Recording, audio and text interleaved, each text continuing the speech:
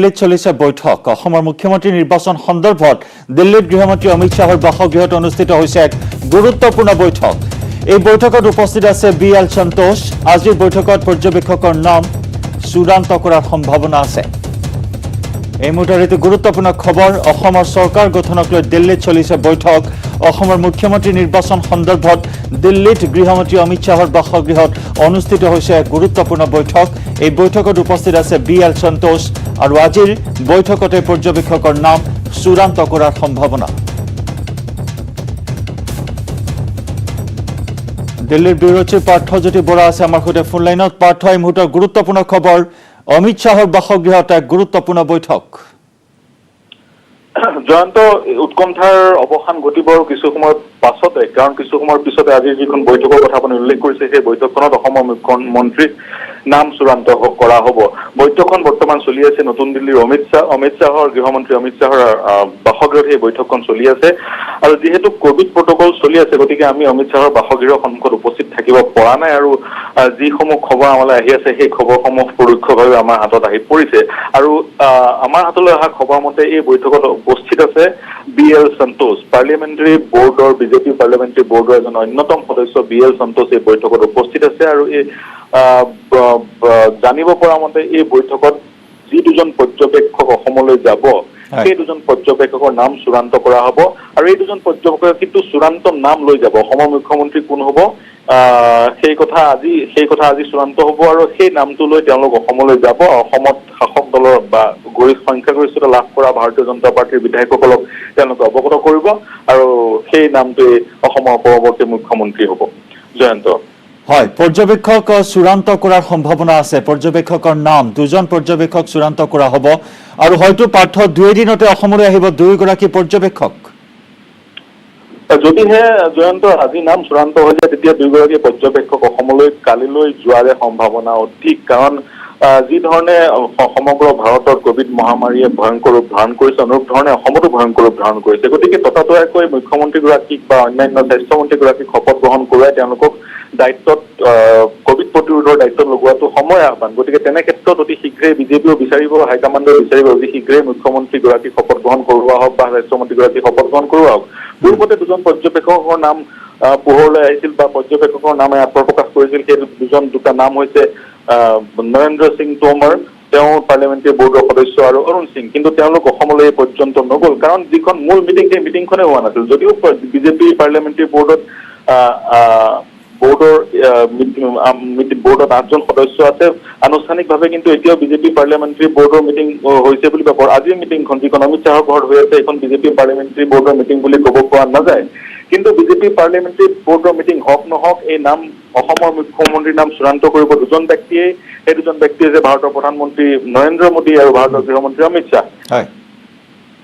ধন্যবাদ পাৰ্থ ধন্যবাদ জ্ঞাপন কৰিছো আপোনাক অতি গুৰুত্বপূৰ্ণ খবৰ এইখিনি মুহূৰ্তত গৃহমন্ত্ৰী অমিত শাহৰ বাসগৃহত এক গুৰুত্বপূৰ্ণ বৈঠক অনুষ্ঠিত হৈছে আৰু এই বৈঠকতেই মুখ্যমন্ত্ৰীৰ নাম চূড়ান্ত হোৱাৰ সম্ভাৱনা আছে আৰু লগতে দুগৰাকীকৈ পৰ্যবেক্ষকৰ নাম চূড়ান্ত কৰা হ'ব আৰু কাইলৈৰ ভিতৰতে অসমলৈ আহিব পৰ্যবেক্ষক আৰু অতি শীঘ্ৰেই মুখ্যমন্ত্ৰীৰ নাম ঘোষণা কৰা হ'ব আনুষ্ঠানিকভাৱে আৰু শপত গ্ৰহণো হ'ব অতি শীঘ্ৰেই গাঁও চহৰ জিলাৰ খবৰৰ শেষ অংশলৈ যোৱাৰ পূৰ্বে লৈছো আন এটি বাণিজ্যিক বিৰতি 100 দিনত ৰাজনৈতিক দল গঠন কৰি ৰাজ্যৰ পৰা যি সঁহাৰি পালো তাৰ বাবে ৰাজ্যবাসীৰ ওচৰত কৃতজ্ঞ অসম জাতীয় পৰিষদৰ শোচনীয় পৰাজয়ৰ পিছত প্ৰথমবাৰলৈ মুখ খুলি এই মন্তব্য কৰিলে লুৰিণজ্যোতি গগৈয়ে আনহাতে কংগ্ৰেছৰ সাম্প্ৰদায়িক দলৰ মিতিৰালিৰ বাবে বিজেপি শাসনলৈ আহিল বুলি মন্তব্য অজাপ নেতাগৰাকীৰ হয় আমি হাৰিলো এই নিৰ্বাচন আমাৰ বাবে আছিল জাতীয় ধাৰা প্ৰতিষ্ঠা কৰা অগ্নি পৰীক্ষা 100 দিনৰ আগতে জন্ম লাভ কৰা দলটোক সহায় সহযোগিতা আগবঢ়োৱাৰ বাবে সকলোকে ধন্যবাদ পৰাজয়ৰ পিছত এই মন্তব্য অসম জাতীয় পৰিষদৰ সভাপতি লুৰিণজ্যোতি গগৈৰ আমি সকলোৱে জানে যে 100টা দিন এটা ৰাজনৈতিক আদৰ্শ দৰ্শন এটা ধাৰা প্ৰতিষ্ঠা কৰিবৰ কাৰণে যথেষ্ট নহয় এফালে ধন বলৰ ৰাজনীতি আৰু আনফালে অসমৰ জনগণক লৈ সততা নিষ্ঠাৰে মানুহৰ সকলো ধৰণৰ কথা বতৰাক আমি জাতীয় সংকটক লৈ আমি কৰা যিটো ৰাজনীতি এইটো কিমান প্ৰত্যাহ্বানপূৰ্ণ কথা সকলোৱে জানে, কিন্তু তাৰ মাজতো আমি আশা ৰাখিছিলোঁ অসমৰ জনগণৰ ওপৰত। বিধানসভা নিৰ্বাচনত পৰাজয়ৰ বাবে কংগ্ৰেছে দোষ চাপিছিল আঞ্চলিক দলক। এইবাৰ অসম জাতীয় পৰিষদে গ'লে সাম্প্ৰদায়িক দলৰে মিত্ৰতা কৰি বিজেপিক চৰকাৰ গঠনত সহযোগ কৰিলে কংগ্ৰেছ দলে। বিজেপিক প্ৰতিহত কৰিবৰ কাৰণে কংগ্ৰেছ এটা সাম্প্ৰদায়িক এজেণ্ডাৰ বুকুচাত উঠি যি ৰাজনীতি কৰিলে, সেই ৰাজনীতিয়ে বিজেপিক এবাৰ শাসনৰ গাদীলৈ অহাত বাট প্ৰশস্ত কৰি দিলে। এইবাৰ কংগ্ৰেছে এই সহযোগ আগবঢ়ালে, কাৰণ